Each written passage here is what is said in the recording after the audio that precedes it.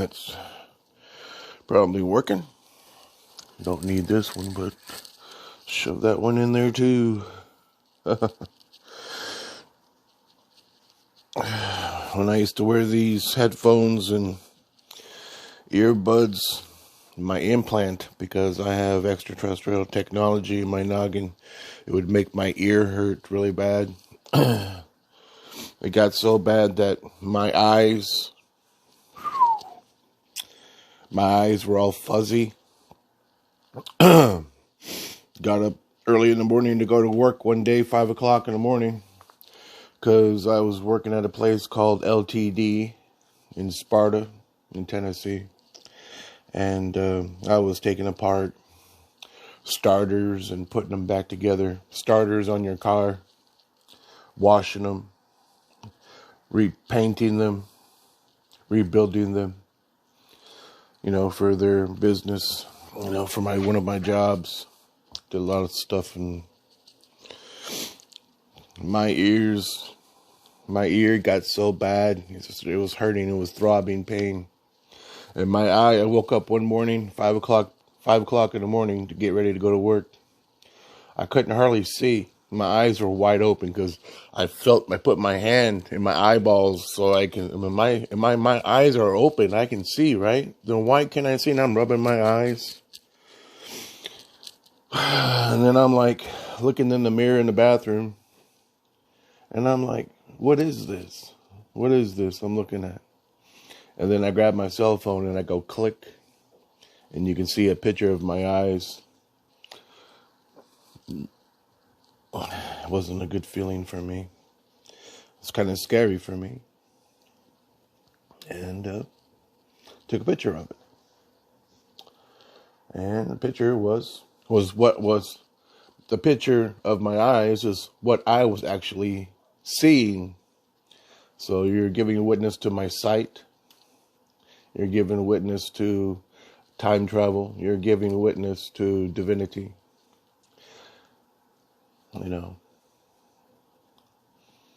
Because of the magnets. Magnets hurt.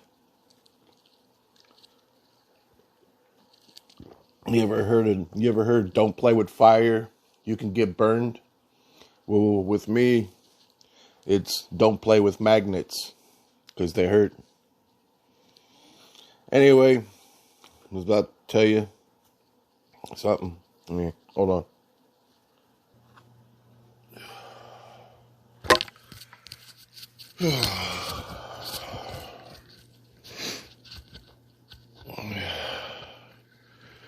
Went to get something warm because it's cold out.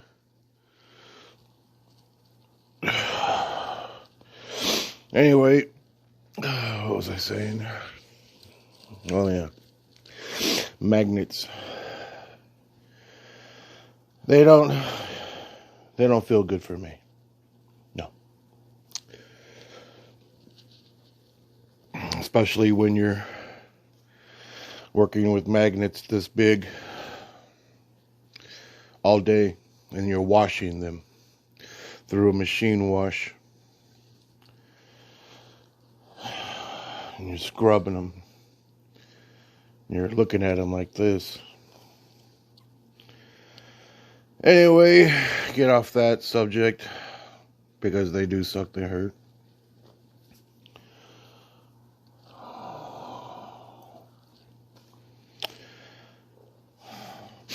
I was a little baby. When I was a little baby, my grandma's house,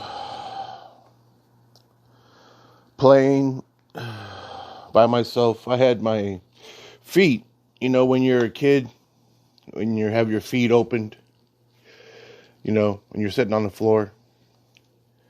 Excuse me.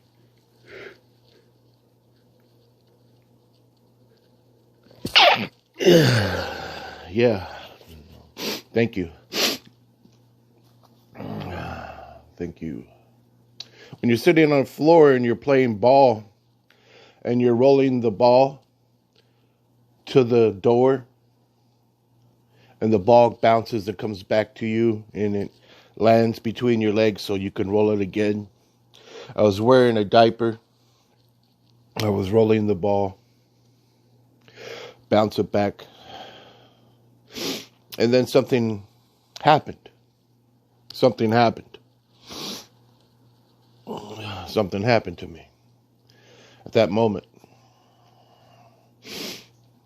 All of a sudden, I just see the door, my grandma's house, the front door, a solid wood door, solid, very heavy, solid wood door, open.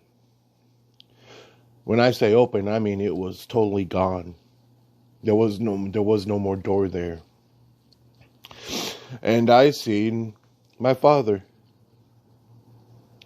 ancient native indigenous, Kokopelli. And he rolled the ball back to me. He was just wearing a pouch around his neck. And, what else? He was wearing like an underwear that went down in front of his private area and his butt. It was long. And he rolled the ball back to me. And I was so happy to see him. And he smiled, and I can see him still today smiling. And he rolled the ball back to me. And I rolled the ball back to him to play ball, roll it, not throw it, because when I throw the ball, it might not come back to me. So I roll the ball, I roll it. And I rolled it to him. And he looked at the ball. He looked at me and smiled. And then he put it down and he rolled it back to me. That happened for like maybe about 10 seconds or so. My father, he knew one day I would come to him. Very spiritually evolved. Super spiritual evolved. A deity. Like his son. And we would roll the ball back for a couple of moments, like I said. And then he disappeared because I heard a noise in my grandma's house. I heard a noise in the kitchen. And I turned to look, and there's nothing there. And I turned to look, and he's gone. The door is there. The front door to my grandma's house is there. And I start to cry. And I get up, and I leave the ball there. The ball is just laying there on the floor.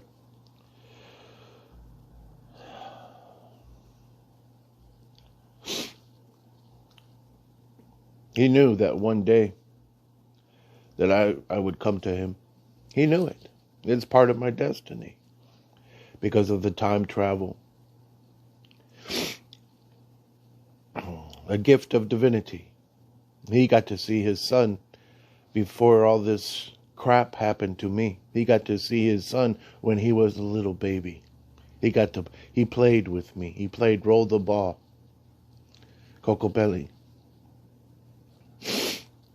And I landed right in front of him thousands of years ago, the craft, and got out and sat down, and they were all cooking a coyote dog, him and his wife.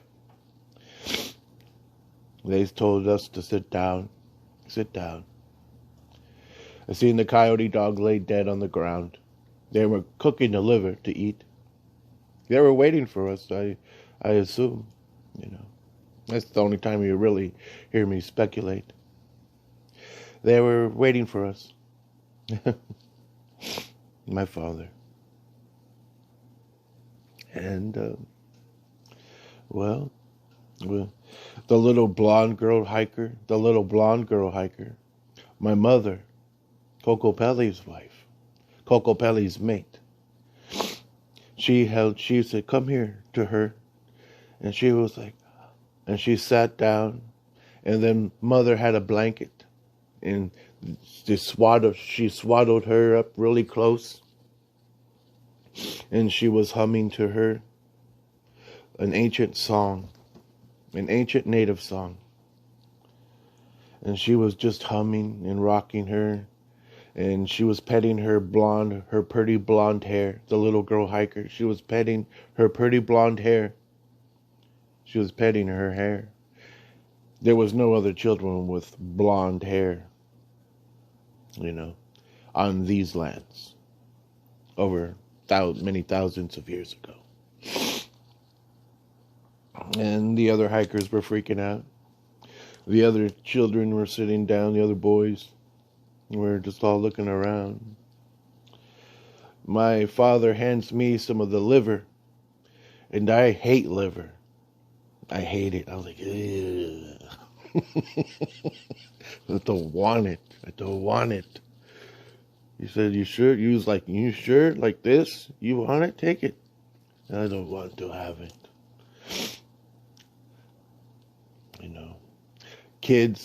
Us kids, we don't like liver, We like the steak, the meat, not the liver part. But that was the best part, That was considered the best part of a dinner. It was the liver. It's high in nutrition and everything. Anyway, there I am sitting in front of my father, Kokopelli.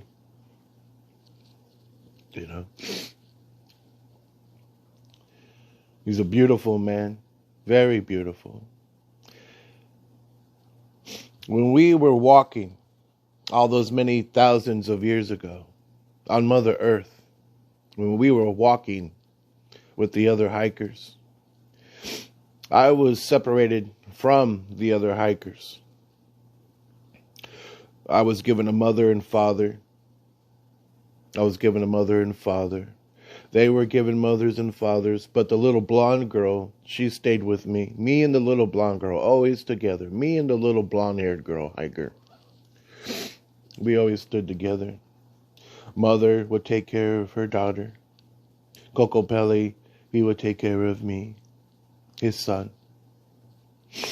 We got to see everything. I mean, everything. We went all our way around the Four Corners area. Now, children can't traverse such great distances in a short matter of time, especially being from the future. Kids didn't walk that much. But it's in me, because of my mom's family, that we were poor, we didn't have a car, and we would walk from San Francisco into Daly City. We would walk from San Francisco into Daly City and back. We would walk all around the city. If we had any money, we were lucky.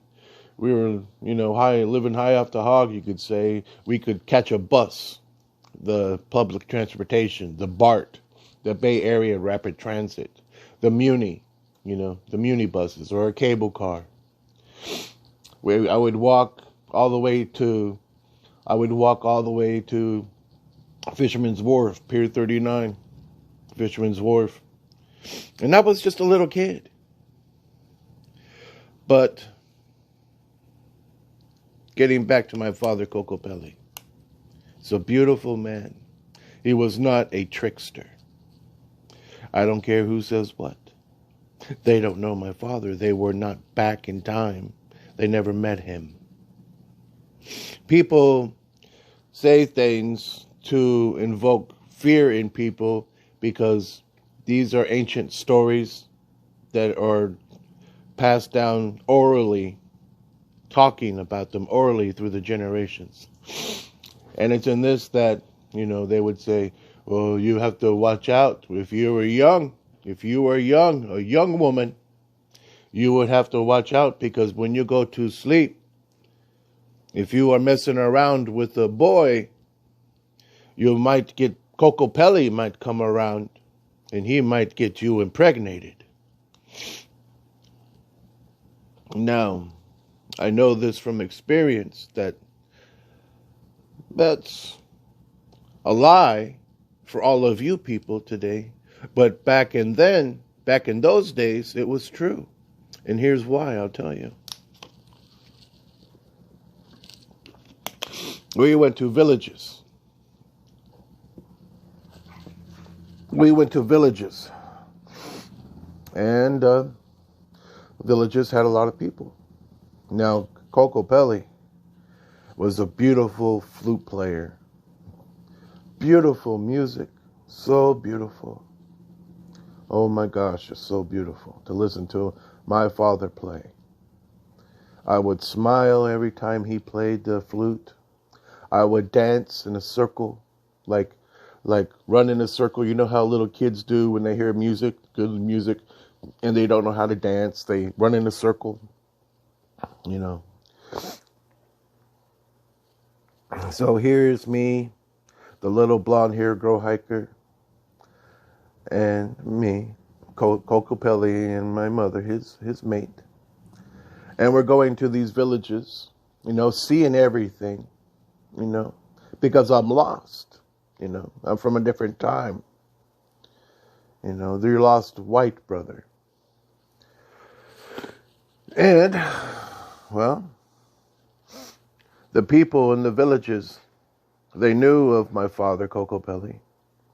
And everybody always welcomed him because it's in this at night that when he would play the music by the fire at night, like what you call a campfire, when the fire was lit and everybody was done talking and telling of the day's events, sharing the information as we did in a family way thousands of years ago, which is not practiced today. Put this here.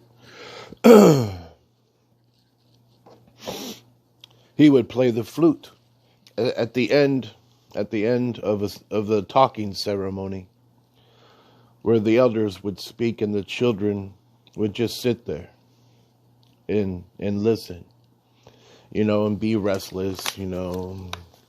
You know how kids are, get your ants in your pants, you know how that, but us children were different because that was TV. To us thousands of years ago, that was TV. My father would start playing the music. The couples who were together heard this music and they decided, well, hey, it's getting late. Let's go into our dwelling. Let's go into our dwelling while he is playing this beautiful music, and let's go make out. My father is notorious for going into villages like this at the end of the night, playing for all the beautiful people thousands of years ago. The beautiful music, the best music in all of history.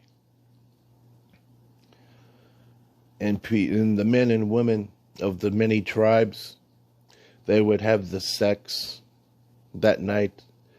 It was said that he can go into, I've seen this, he'd go into a village and then all the women would get pregnant that night because, you know, it's a beautiful thing to hear beautiful music at night in your little dwelling. You and your mate. Music played by Kokopelli himself. So romantic. It would make you cry. It would make you happy. Whatever he played. And he would play the soft, you know, love-making music. You know. And, well, all the women would be knocked up because their men, their mates, you know, that night after Kokopelli was there, they would all have sex and everybody would be like, oh, that was a beautiful night. 2 weeks later, honey, I'm pregnant. Kokopelli was not a trickster. He was a romantic. He's a beautiful person, and I'm glad to call him my father.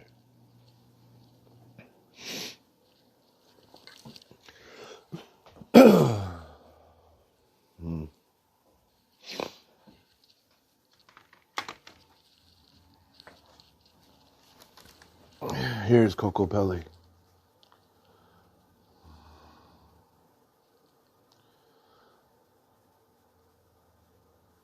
That's my father.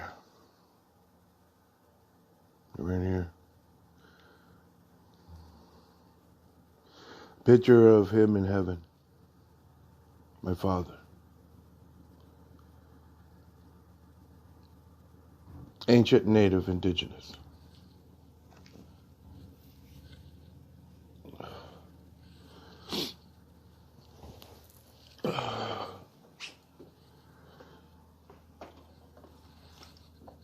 Well, someone's got their car towed out there.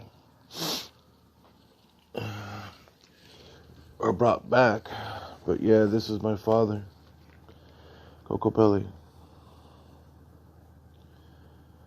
That's him.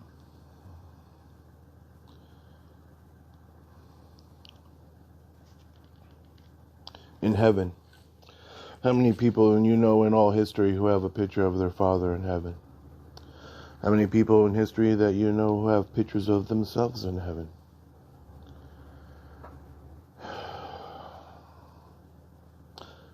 Nobody, except for me. So, I love my father very much. I will defend my father if people start disrespecting my father. I'll go off on them, and if they were standing right in front of me disrespecting my father, my chief, my father, I would hurt them very bad. I'd beat the crap out of them.